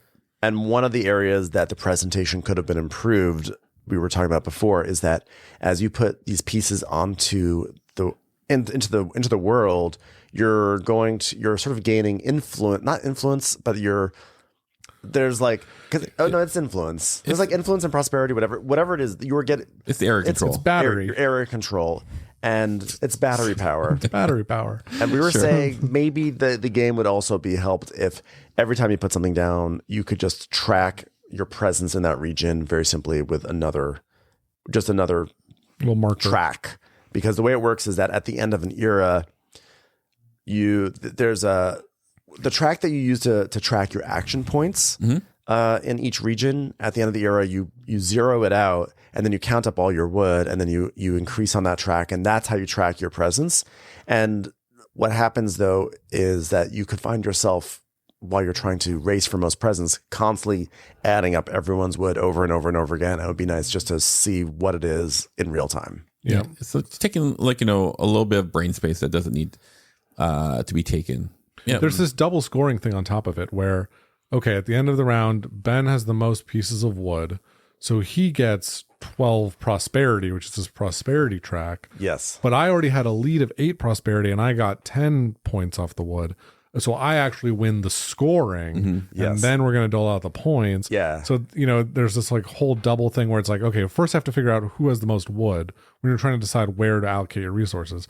Then I have to figure out, okay, where do we stand on prosperity? Is the difference between the amount of wood we have going to be enough that Ben will actually win the points? And it's like this whole It's a whole this is where math. player aid would have also been helpful. Like just a simple one about to remind you about that kind of stuff, because it's very easy to think that like, oh, you're going to get actually victory points, and you actually don't get victory points in one part of the game, but in another part of the game you do. And it's like, it's not, none of it's hard, but like, it's just when there's a lot of stuff in your brain, just give us like a little printout. Like there are four regions, there are 4 tigers. So if I have to go like, I have a white worker, I need to put it somewhere. Where is it going to be the most advantageous for me to put this? And I have to calculate 4 times in each region. Each time I play, each of the 10 times I play. Right. And do the double calculation on each 4 places. Like that becomes like, is the math simple? Sure. Just as like card counting is simple. People get tired card counting. Yeah. Like, so like you go like, oh, do I want to do this part? And that's is that part of the mechanic? I think it is. I think that is the part that I have the hardest time with. And I can understand if the designer said, well, we don't have a real-time influence tracking because it could be fiddly, because people will, like, you put something down and you have to then move something up. But I don't think it'd be that fiddly. Yeah. And also just give us the markers and say these are optional if you want. We could use them on the same track we use the points on. Yeah, you could do like a rings or like tiddlywinks or something like that, or just something above it. I guess we can easily fix that ourselves, though. We could, but like we shouldn't have to. We shouldn't have to. We shouldn't have to. But, also the rule book. The rule book has some ambiguities in it. It's like largely a decent rule book, but there's some questions out there on the forum that have to be asked. And there's like even a situation where like you do this one thing, you can build a university, and then by building a university, you can build a parts factory, which is just a thing you can do. And in the rule book, it says you can build in any region, but then online, the designer says, actually, that's a misprint. It's only here. And there were like a lot of those moments of actually, it doesn't mean that. And just, I hope there's this game, Lookout Games, I believe is going to be like releasing this in the US or like reprinting it or whatever it is. And I just hope that they clean up this rule book, because again, rule books can be a make or break thing for a game. Because if you find out, oh, you actually can't do this, then it's like, that can lead to a feel bad moment. In addition to like the mistakes in the rule book, in terms of the rules, I also think it's just bad at conveying them. I don't think it's good. I think reading through it is hard, and it is. It's like not clear. I don't know. There's a lot of paragraphs, and I would like, sometimes certain things need bullet points, like do this, then this, then this, and then you can maybe have paragraphs to flesh it out. It's hard to sort of like go back and find there's ambiguity about universities and departments and universities and parts factories, and it's just, it needs like another pass. Right. And it's like a department counts for one thing, doesn't count for the other thing. And it may sound like we're really harping on this rule book, but like it's the sort of thing that can also ground a game to a halt. If like this, can you do this? Can you not do this? Like I had a major take back towards the end of our most recent game. Did you? Yeah. And did you win? Paul, we fixed it so that you could get more points than me. It's okay. We did. But like it was, but you were not a happy camper. I think there were a lot of times where the ambiguity caused a certain thing to be played, and then ultimately caused takebacks. But what happens is, because your sequencing is so specific, because you don't get to choose, you have very few places where you get to choose because you're stuck to the colors that you've drawn. Like, if you're trying to map out what you're going to do, that's a lot of brain work. And then all of a sudden, like 2 moves ago, oh, we did this incorrectly because the rule of this, and then it impacts everything. Has this like cascade effect that can be really like, in this game it hit me 3 different times. It just happened to be that they were all 3 of them were you. One of my takebacks was not a rule takeback. That was a I messed up that was a grace. But the reason why, normally I have to say, I think generally speaking, I'm pretty chill about whatever, I'll just go for it. But in this game, like, your margins are so razor thin. Like, you're so like your sequencing is like comes down to like I mean, I did, but your sequence. But it's true that like in terms of your sequencing is like the difference between like 40 points is razor thin. Yeah. I was shocked at how well I played this last game. did But great. in my experience with this game previously, Yeah.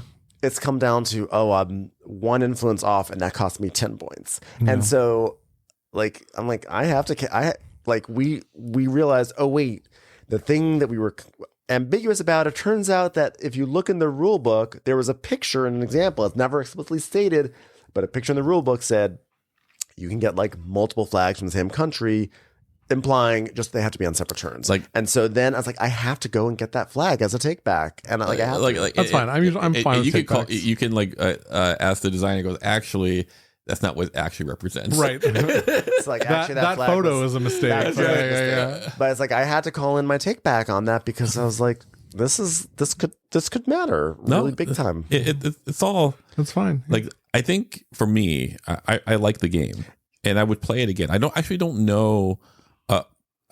I would happily play it again.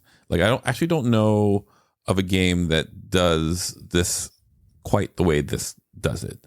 Mm-hmm. Like, there are just few little bumps that make me go like, Yeah, I agree. What in terms of strategies in the game, like what do you think are the strategic considerations people have to take? We talked about it being tactical, but like in this game, you can either go really hard maybe on influence in a certain region. You can try doing the flag. When you're doing the flag game that we talked about, when you sell goods, you get flags. The flags attached to your player board, and then by attaching them to your player board, you're kind of they become multipliers to potential end game scoring categories. So like, do you feel what do you guys think is the most important strategy? I think you actually have to get the flags. You have to. I think the flags are a prerequisite to win. Yeah. I think it's very hard to do it without getting the flags. I don't know. Although if everyone is ignoring the flags and just if no one does the influence. flags, but if one person does the flags and no one else does, I think the flag player will win. For me, like, I think there's a certain balance that is required. For example, like one of the first two, endgame conditions is 8 battery, and have 8 battery in for each region where you have 8 battery or more. You multiply by your flags. Yep. And the other one is like 5 different structures. And so, like, when I played this last game, I didn't have any that didn't have the 5 different structures.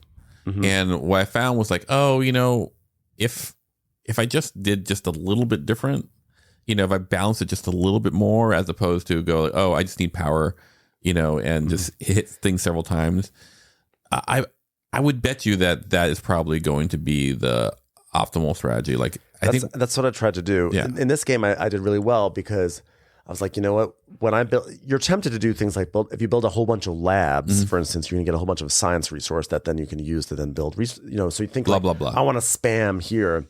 But like knowing that there's a condition that cares about 5 different structures, it's like, I don't know if I'm going to get that condition or not, but let me set myself up for success there. So, I think having experience with the game, I had that insight to develop in that way. But what was also interesting from this last game where I did really, really well was all this talk about adding up influence. I paid no attention. I did not sit there and add it up. I thought, I'm just going to hope for the best. And all I did was, let me just do what I can to gather as many goods as possible. So that way, when I need to go sell and get those flags, I can do it in one fell swoop. Do like multiple sales all at once with one meeple. And I found that in the act of doing that, I sort of naturally built up influence and was in a good position. And I don't know if that just was like, it was a lucky game, but it was interesting that I didn't really focus too much on the area control, but naturally succeeded by merely doing the other scoring categories that the game was asking me to do. Yeah, we should say, so there's 6 or so endgame conditions on the side of your board, and those are turned on by the flags. But I think from the beginning of the game, you kind of have to decide, I'm going for these 3 or 4 conditions, and the flags have certain colors, and so each of those 6 victory conditions can only be turned on by a certain number of flags, basically. Right. And so you sort of have to like plan all that out from the very beginning. I kind of think it would be interesting to do one where you have, like the 8 or more influence and the one that's just the science. Sure. And then just try and put out all the science in 2 sectors, with the matching satellites, and get the 8 influence and the science and go that way. I don't know. Yeah. It would be nice to see maybe some more scoring conditions too. Like what do you guys think about the variability in this game? Do you think it's highly variable or no? Or should I say, do you think it'll feel samey? I think it might feel samey. I mean, the variability comes from the worker rows. Right. Yeah, I think the simple answer, I don't know. Like I feel like I think Agricola feels very samey, and then all of a sudden people like give me that look. Like, obviously I'm going and like there are thousands of cards. Yeah. It's too samey. Sure. Yeah. So it's interesting because sometimes samey is like you can change the components around or like the little pieces, but you're still going through kind of the same loop. Exactly. But sometimes that's not bad. No. I think that like for me, I think this game might feel samey, but might be samey good. Like there's like Guardians of Atlantis. Like Guardians of Atlantis. Well, there are some games. There are some games where the act of going through the cycle over and over again, sort of like you find little nuances each time or subtleties, or it's like chess, or for me, Concordia, it's like you're gonna like do the same thing, but like you're just sharpening it every single time. And I feel like that's this game, as opposed to some games like you do it a few times and you sort of feel like, okay, I kind of understand the puzzle. It's sort of always the same like vibe. I describe it as like, is the cycle, does it have like a joy decay or a joy like whatever, like the opposite of decay is growth. So like the more times you go through the cycle, do you go like, oh, okay, I get it, and then the joy, your dopamine diminishes, or do you go like, oh, I like this. That's a great way to think about it. Is it? Yeah, it is. I think so. And I think maybe the difference in those situations is that like this game is incredibly interactive. Yeah, 100%. So interactive. It's for everything we talked about. You're looking at other people's meeples. You're trying to see where they're going to maybe go, try to telegraph some things, try to get to places before them. And I think because the interaction is so rich here that it'll be the game will be samey, but it's the people who are going to make it different each time. And that's going to be fun to dive into, to be like, how can I like do the dance with these people every single time, as opposed to some games, I'm okay with multiplayer solitaire, but like maybe a certain multiplayer solitaire games, you play them, 4 or 5 times, and then it's going to be kind of the same vibe every single time. You're not, don't feel like you're doing the dance with the people, right? Sure, I will say, I think for me there's a joy, growth, and decay, and it's almost like a wave, right? Kind of. And I think that this game will probably peak at like 3 or 4 plays and then start to decay for me. But I still really enjoy it. I think like the worker mechanic is really great, but everything around that is less interesting to me. And I wish it was a little it's more interesting because you were the first time you played it. I remember you seemed very high on it. I was, and you know what it is? I think I played this game and I was like, this feels exactly the same. I tried to do something different this game, and I was punished for it, and so it felt like there's like less. What? I know. No. It just we actually punished Jordan. It just felt like you have to stand in the corner of the room. Right, now. It felt less open. It felt like there's less different avenues to approach. Yeah, but I don't know. Maybe I'm wrong about that. Maybe I'll give it another play and it'll be fun. I do think I have to admire that there's no modification of the worker track at all. I think that is like what I really love about it. It's good. It's like it's brutal. I think that I also want to caveat something for the audience that I've only played this game at 3-player for whatever reason. I feel I do it. It's as a reviewer, it's better to get like multiple players. It's probably be interesting to play this at 2-player, and also I can't even imagine at 4-player. It's probably wild at 4-player. I think it sounds really fun at 4 because I think 4 would be great. In the 3-player game, we should say, and I've also only played twice in that 3-player. And 3-player, there's a neutral player color that takes up specified spots on the board right from the beginning of the game, and then they never build anything again. They're just blocking them off. So you feel a little bit safer from them. They're not going to like take your spot that you've been thinking about. But B, they lock down those options, and like those options are and they do gone a good from the job. beginning. It's actually a pretty good shrinkage. I feel like of like scaling for 3. I actually really like it. Like it's like a lot of times you're like, oh damn, this neutral player taking the flags. And we played with the harder version of the neutral player at the time, and I think it made a big difference. I think it I clearly do better under duress. That's right. I played 4. You did play 4. Okay. My first go around at Matt's, and you feel the same. Wait, didn't we play it together at Matt's? Wasn't it a 3-player No, game? I played with you and Trey at Matt's, and I thought I played with you, and I was the 3rd player at Matt's. I thought it was only 3 of us. Did you? Maybe my presence is worth 2 chairs. That's it. Maybe we're 4. I don't know. I don't know. This is why you guys need to track your plays. I know. I do. I could probably look and see, but it's not worth it. Oh man. Anyway. I honestly, I think it's a great game. I think it's so smart. I think it's actually a very elegant game, despite an inelegant rule book. I think it's very clean with what it does, and you can go different paths. You do sort of go down the same kind of like funnel. Like you get stuff, you sell flags. You might be able to play around with that by if the table meta is like not going hard with the flags, then maybe you can get away with not doing the flags, but someone's going to do the flags. The flags are also kind of a little bit of an escape hatch because eventually you run out of action points, so you have to go do the flags. But I think it's so smart. It's so tough. It's a groaner. Like everyone's groaning. Like oh my god, you took the spot that I was going to go into. There's so much agony in this game, but in my mind, it's fun agony. This is agony. Smile agony, and you laugh, you get so mad, and then you laugh. You're like, oh no, and I got to figure it out something. I love that feeling, and I think it's very interactive. I think it's great, and I think the reason why I have not held it in higher esteem is I think actually the presentation does not.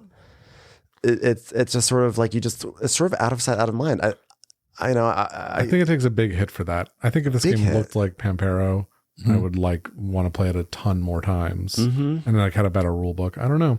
Yeah, no. Like for me, like it's the interface. It's always. But there's one thing they do right with the interface, by the way. What's that? There's one amazing thing that they do. And I think we mentioned it on the podcast before, which is that all our player boards have like a little button. Oh yes. That says it's just drawn on there. It says press to speak, and like.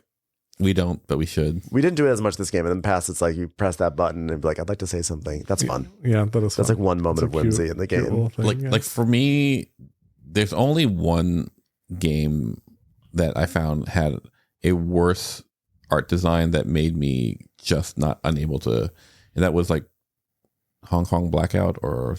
Oh yeah. I agree. Blackout Hong Kong. Yeah, and totally destroyed by its art style. Yeah, and then I was like, oh, there's a game here, but for whatever reason, maybe because the board is all black and not in a shiny, like glossy black, very prototypey. But I was like, oh, I can't access this, and this does better because it's not black, but it's like this pea soup brown. Yeah, it looks like a prototype. It looks like it's like it does not look like it's professionally printed. And so as such, I'm like, it hurts my heart to go like, oh, it's because you're not pretty. Yeah, I like to think that like as game reviewers, we're like evolved and like we see through that to the game itself, but like. We all know the sort of game that you play that stays in your head and you want to like find people and go and play it again. And you know what's weird though is that like Land and Freedom is not that pretty. No. But it's more thematic though. It's a mix of both thematic. It's more thematic. It's richer. I'm like I can't wait to play that again. And there's, I guess, enough clarity of like what you have to. I don't know what it is. Why is that more? So here's something that like in cinematography, like you're there trying to make beautiful images, up to the point where it's necessary for the narrative. Like sometimes an ugly image is what you need, and I feel like in like Land and Freedom, like even though it's not pretty, it serves the narrative. Whereas here, like it's about growth and like the ascension of the 4 tigers in the economy of the world, and nothing on the board shows that. No, nothing. And so then you have to go like, well, is it pretty? Because if it were drab for a reason, like for all of it, Hong Kong Blackout, it's black for a reason, but like it's just too much. Here, like if it were drab for a reason, like as in Land and Freedom, I'd go, oh well. I'm into it. It's bringing me into the narrative.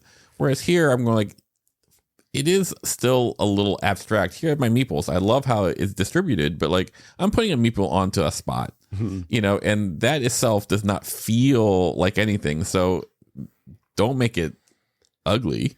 Yeah, and maybe it's also like maybe lacking kind of a playful element, sure. And that like Land and Freedom for even though it's about a civil war and fighting back fascism and and infighting between you and your other players, there is like a playfulness about it, and there's little rewards you can get, and you have your own deck. It's not as brutal as this game, right? Whereas this game, there's nothing playful about this game. No, you're right. Like you don't have knuckle. When I say playful, like you don't have any sort of asymmetric starting things or special thing. It's just sort of like the regions aren't different from each other. We just go in. It's chess. We all have the same. It's chess. Yeah. So it's what it is. So it sort of lives in the world of abstract a bit more. And Land and Freedom does not feel abstract. Exactly. This feels abstract, and the same thing with Blackout Hong Kong feels more abstract because Blackout Hong Kong you do have a playfulness, but it feels too. And I think that for me, when a game is abstract, I just find in general when I'm not playing it, I'm not thinking about it as much. It doesn't capture my imagination. Sure. So I think that's the thing that works against this game because honestly, everything else about it, I'm like, this game is so good. I mean, I bumped it all the way from my number 11 game of 2024. After my second play, I bumped it all the way up to number 6 because I was like, this game is so good. And SETI was my number 5. I mean, there's a world where this could actually be better than SETI, but I think SETI is cohesion. SETI has that presentation though. I think it also, I mean, it lacks the variety that SETI probably brings, so you might have a shorter tail. But yeah, it's just really ugly. Short tail, tiger. It's just really love it.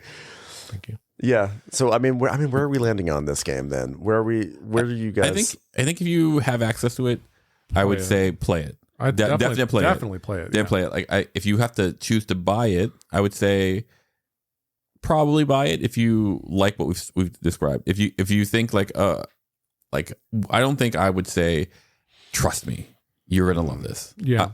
I think you go like, oh, if you hear if what we've described is something that you enjoy, I'd say definitely. You know what I'd say? I'd say buy Nippon Zaibatsu because it looks similar, right? And it's way prettier. It's gorgeous. That new production looks, and I have problems with it, but it looks gorgeous. It does. It's the same designers. There are some similar mechanics where the colors of workers matter for things. It's true. And it's going to come on a board. There's area control, right?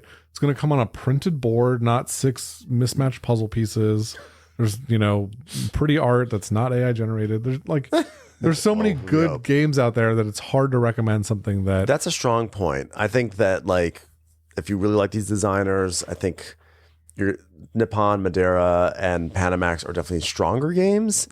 But I think this game is no slouch. I agree. It's a really good one. But I know what you're saying. Yeah, it's in the same camp. It's just like when we reviewed Galactic Cruise, and I was like, "Go play Kanban." I don't know. Yeah, this is becoming my shtick. I don't like it. No, you're okay. you're that guy. I'm that guy. Dang. Yeah, I think this game is a great game. I'm very happy it's in my collection. I'm going to keep it. But it's tragic that its presentation, I think, actually keeps it from getting to the tier that it should be in. Hopefully the new US production's a little better. Honestly, if they just print it on a normal board instead of the puzzle pieces, that'll help a lot. Yeah.